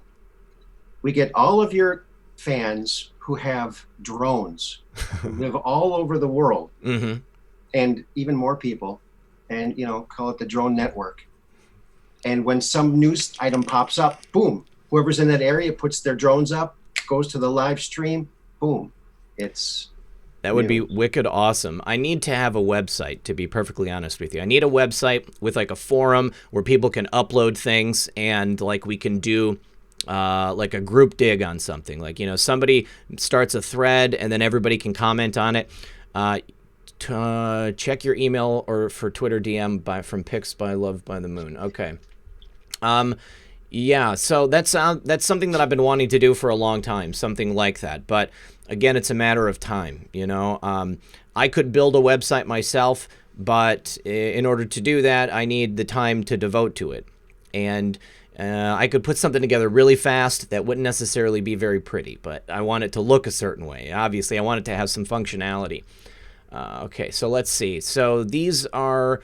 Okay, so I saw this photo from George, and it is not specifically listed to say what it is, but it has some EXIF data from the picture itself. It says the date it was taken and the dimensions and then the type of camera it's taken with. And let me just show you guys what this is. It's a person. Come on, Simone. It's a person, but I think that is either a leg or an arm. There appears to be some scarring. The ear looks to me to be slightly deformed, and it appears to be just a very dirty person, unkempt person. So yeah, going on the assumption that this is a child that was rescued from bondage, I can see how that would be a distinct possibility. I want to see some additional pictures, and I want to get some eyewitness accounts from people there on the Comfort and on the Mercy. Do you happen to know anybody in New York, Aaron, that is in the vicinity of where this stuff is going on? In New York, no. I'm over here in Wisconsin, in Right. Dork County, Wisconsin. How is everything there in Wisconsin? I mean, do you have many cases there? Are you seeing anything going on? One case, and I went shopping today, and I didn't wear, any mask or gloves or anything, but there were people wearing gloves, and everyone's like avoiding each other. Like, yeah, everyone is all of a sudden aware of their distance to each other, and that one good thing is these close talkers. I can't stand those close talkers. I know exactly what you mean, and I saw that episode of Seinfeld too. So it's true. Yeah. I had a guy come up to me in a club, and he comes up to me and goes, "You don't remember my name, do you, Aaron?" I said, "No, I don't." That's the thing. Remember you? People in a club. So you've got the music pumping, you've got people there drinking, and like nobody can hear, and so everybody's close talking. It's no fun. It's no fun. Yeah. I was grabbed once by the shirt in Rhode Island when I lived in Rhode Island. I worked at Hasbro. Mm-hmm. In fact, I probably worked on some of the toys you might have known. Really? Like what? Like what? Like the triple changer Transformers. Yes. Changers. I had Transformers. I remember the very first Transformer I ever got. I want to say it was like a white car, or maybe it was the plain one, but it was when they were metal. They weren't plastic; they were metal. GoBots. No, I had GoBots too, but I had just like the first run of Transformers, which were really high quality. But the problem was, my dad and I were trying to do it together, and he was like, "Oh, like he couldn't figure out how to do it," and he just like gave up, and I ended up figuring it out. But I remember I had a Stretch Armstrong when I was real little. That was old, and it opened up, and it had this like sweet tasting corn syrup. Corn syrup. That's what it is, corn syrup. Yeah. In fact, I worked with a guy who was there at Kenner when they made that. He had an octopus. He brought it to work once. He stretched it. It opened up, and he started eating it. And what are you doing? He goes, it's corn syrup. That's good to know, because I remember my mom at the time saying that I was probably going to die from eating some kind of poison. I had Mask figures. Do you remember Mask? Mm-hmm. Yeah, I had Masks. Lots of He-Man and the Masters of the Universe. He-Man was incredible. He was a great action figure. Are you aware that there's like an ongoing effort to resurrect He-Man? There's going to be a live-action He-Man film that's coming out very soon. Oh, good. There should be. And She-Ra. It was great. It was great. You know, I worked at a daycare when GoBots first came out, and I lived in the town, Mound, Minnesota, where Tonka Toys was born. Nice. It was Mound Metalworks, and then 48 it turned to Tonka Toys. But very cool. Yeah, GoBots came out, and kids put their toys in the cubby, their GoBots, because they couldn't play with them. And then Transformers came out with their cartoon and their storyline. Those same kids came with the same GoBots, and now they're Transformers. But they're the same. I thought, wow, even though Tonka was out first with a better quality product. Mm-hmm. And one interesting thing that people might not know is all those Transformers and GoBots were made already in Japan. Mm-hmm. When they came over here, we just changed the colors. So I changed the colors on triple changers. Big whoop. But some of them we couldn't choose because a lot of them had, like, how can I say it family friendly, extreme mechanical phallic. Really? Yes. Like the point of the airplane would be right there. So they couldn't, there's certain ones they couldn't pick. That's hilarious. Isn't that hilarious? Yeah, did not know that. Voltron, that was another big one for me too. Voltron, I had the Voltron. Yeah. And then there was another one that, Silverhawks or Quicksilver. It was like this family of Silverhawks. Yeah, Silverhawks. Yeah, that was pretty clever too. Yeah, there was a lot of them. Very art driven, very, very good stuff. Yeah. Boy, the people who worked at Hasbro were just top notch. They were just incredible. I would get done with my work and I'd walk around and look at everyone else was working on it. It was just fantastic. It was unbelievable. We had these like 15 sculptors that were just fantastic. It was great.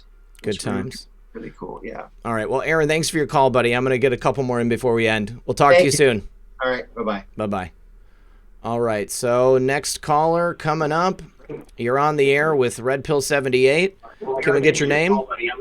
I need you to mute your stream in the background. Yeah, can you hear me? Yes. Yes, I can hear you. What was your name? Sharetown is my name in the chat. That should probably suffice, right? All right. What's going on, buddy? What's your question? Oh, I was going to mention something about the virus, potential technicalities with that, as well as something related to Q and the plan. You want more details? Yeah, please. Yeah. What's on your mind? Tell me about it. So, as far as the virus, I was going to mention something I'd come across that I haven't heard a lot about, which is a Dr. Andrew Kaufman, who had mentioned that, long story short, the tests for this are not testing for an antibody to any specific disease. They're testing for, what do you call it? RNA. Yeah, and it's effectively the same thing as exosomes, which is basically a toxin. They respond if you have a toxin in your body, so they're basically testing for anybody who has any kind of a toxin in their body. Yeah, And then, I had somebody, another researcher from YouTube that I'm working to get on the show, had covered a whistleblower from one of these testing facilities that said that the tests were basically giving false positives because of the way that the test works, and I'm sure it's probably the same thing that you're speaking about. right. So that was the first thing I was going to say. Okay. And then something about, I was also thinking about talking about Q and how there's a lot of trolls saying that there's not much happening, but there is, but, I just don't see people catching it, sort of the thing. Well, yeah, very true. But I mean, I hear that all the time. But when you look at the totality of this first term of President Trump's time in office, there has been a ton that's happened. There's an incredible amount of progress that we've made. If you compare the United States as it is now to how it was under the last presidential administration, it's vastly different for the better. And as I stated in the first hour, like even with this situation that we find ourselves in, the United States is still financially in a better position than it was previously. Yes, we have many people on unemployment, but we're also getting out stimulus checks to the vast majority of the American public so that people will at the very least be covered until life goes back to normal. So there is an incredible amount that's taken place, and when you look at the list of sealed indictments, and if you understand what that means, then there's no possible way that I feel you can look at that and say that nothing's happening. I mean, it's happening. It's just not happening on the timeline that certain people would like it to happen on. Exactly. Are we on air right now? We are, yes. Oh, you are Red Pill. Hey. Yeah, I'm Red Red Pill. I love your work, man. I thought you were a screener for a second there. No, it's Sorry me, dude. Awesome. That's so nice to speak with you. It's a pleasure to have you here. Is it okay if I reference to this video that I thought was most informative? Read the Dr. Andrew Kaufman. Please do. And his breakdown. All right, so it's on a channel that I don't subscribe to called Secrets of Saturn. Okay. And the title of it is A Breakdown on Current Testing Procedures. And like I said, the long and short of that, what he ends up saying is what they're testing for with these basic tests is basically it's the exosomes, which, like I said, respond to whether or not there's any kind of toxins in your body. Which begs the question, like some of the people I've seen in the chat saying, they're probably spraying, and like a friend of mine I showed this to who knows a lot about biochemistry, compared to me anyway, we kind of agreed with all of this. And he was like, I think it's in the water or something, And I was like, yeah, or the chemtrail or something, or maybe the EMS. Like Dr. Kaufman doesn't get into the EMS. He says, speculate on that. But one of the things that he does say can produce this exosome reaction is just stress, fear specifically. Oh, wow. So it makes me wonder if, it could potentially all be hype. It could just be, let's keep people afraid, let's keep them inside, out of the sun. And, this is a dangerous thing to say, because if there is a real highly contagious virus going around right now, you don't want to be on the side of the people that helped it kill a lot more people than it would have otherwise. Of course. But it's a pretty interesting read, in my opinion, anyway. Well, I'm very skeptical. Yeah, I'm very skeptical about the statistics, because they can just test anybody who dies. Did they have any kind of toxins? Well, everybody does now. So the test can come up, that test can come up positive for anybody. Could still be real, but like I said, fear or any other disease or toxin could cause the same reaction. So there's that. And then, like I said, as far as the Q thing, I wonder if there's just too many trolls and stuff like that are saying, nothing's happening, but the MSN is not reporting on anything that happens anyway. Well, if you really dig into it, I think there's a lot of people being arrested, a lot of things being, kind of squashed, but you're not going to see it on the news unless you really, really dig for it. No, you're totally right. I think that there's, this is another thing where there's many different layers to it. Obviously, I think to anybody who's been watching, there has been a tremendous amount that's happened. And clearly the mainstream media is not going to report on anything that gives President Trump any positive press, which is why I feel it's so important that we do what we're doing right now, helping to bring actual information about what's taking place to the public so that people can get the facts and then make up their minds. Listen, caller, I appreciate you calling in, buddy. Yeah, thanks for taking my call. Pleasure. No problem, man. We'll talk to you soon. Keep on doing the good work, man. Thank you. Appreciate you. All right. Need to say thank you to Patty. Thank you also to JBA512. Download your videos from YouTube, and they should be about 5 times less file size compared to your originals without much loss in quality. Definitely going to do that. It's just the time involved. I spend about 10 to 12 hours a day doing what you see here and compiling information so that I can bring this information to you guys. I could do a ton more, but I can't because I have my personal life as well. Caller, you are on the air. Can we get your name? Dan Anon? Dan Anon, you're on the air.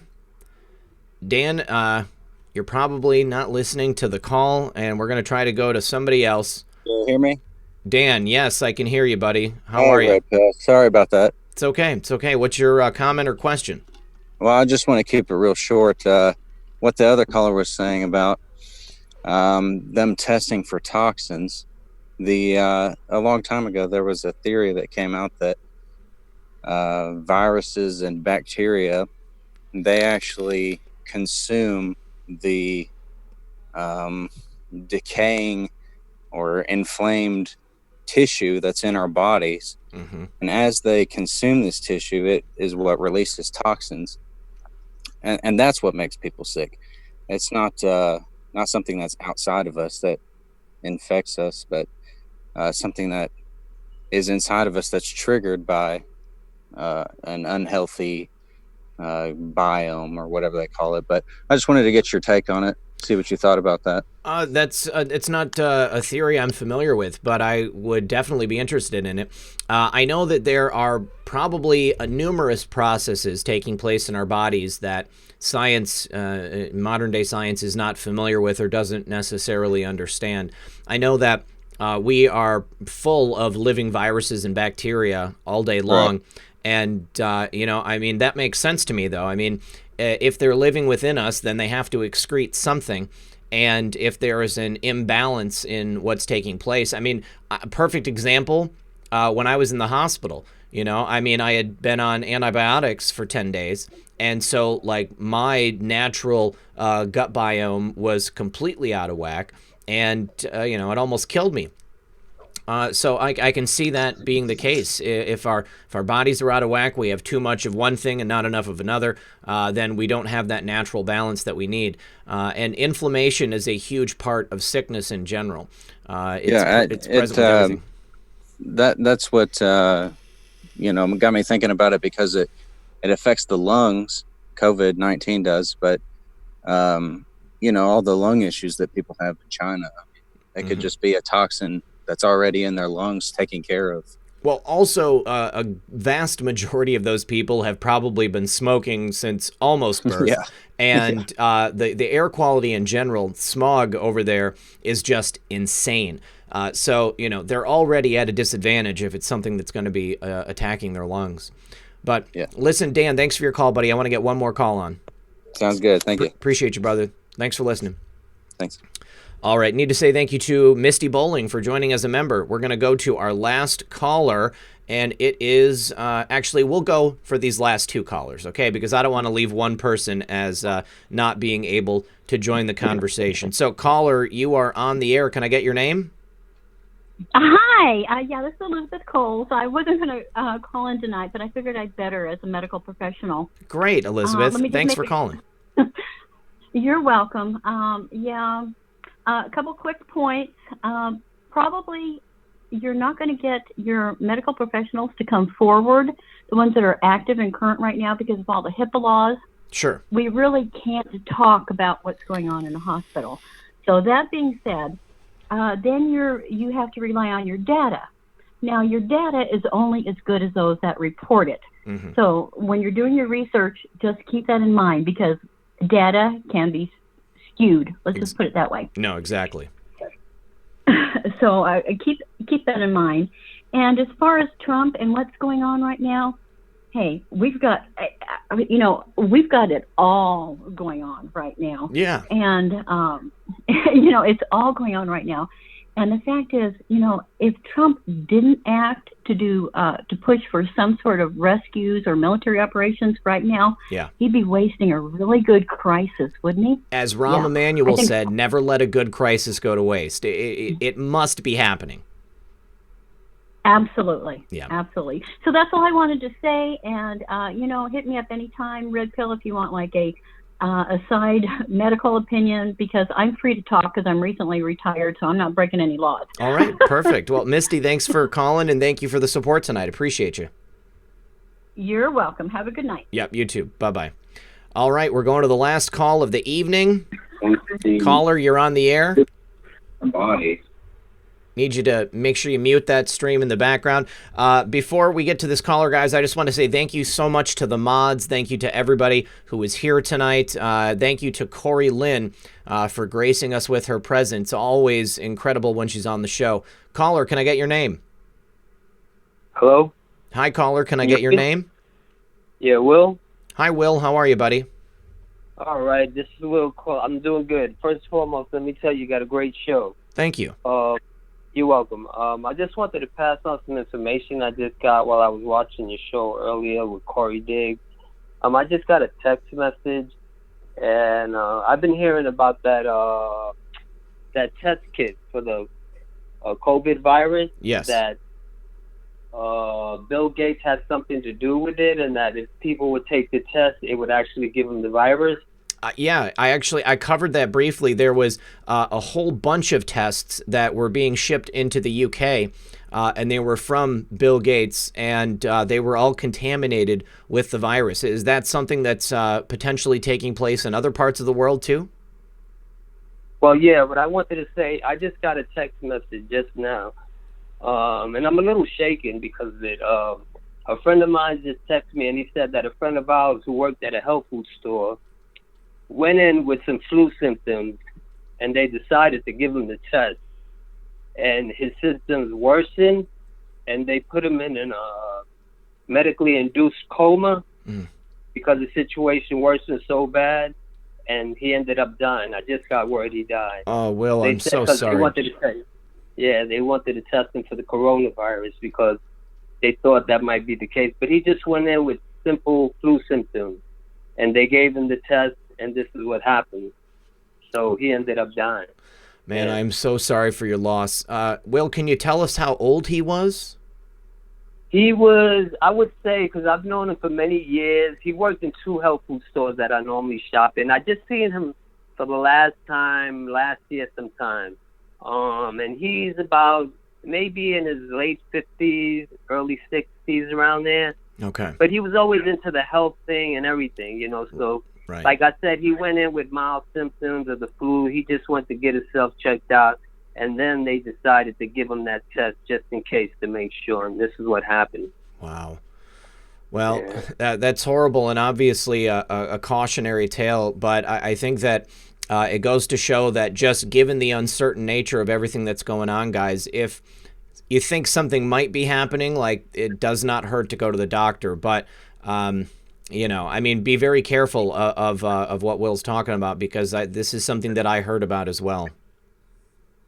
Yeah, it is. It's sad. It's a sad thing, I mean, I do my best over here to protect myself in whatever way I can from this virus, I'm in the epicenter of it. I work for VA hospital here, which is now a coronavirus hospital.